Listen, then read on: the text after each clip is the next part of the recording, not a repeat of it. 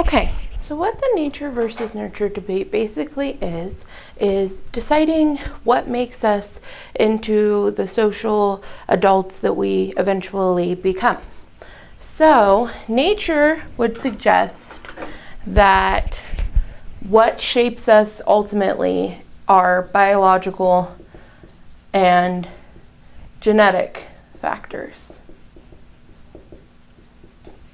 So examples of these factors would be your sex, your lineage or heritage,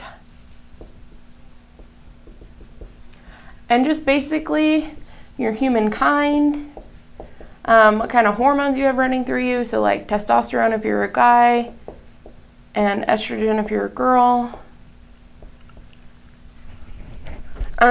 Whereas nurture would say we get most of our shaping from environmental and social factors.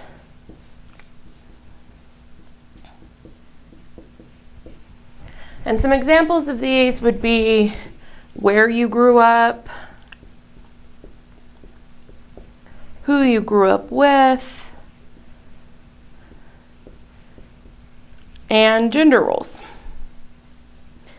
You know, what it means to be either manly or girly is something more that comes from society than it does these hormones. So again, all the nature versus nurture debate discusses is what ultimately shapes us.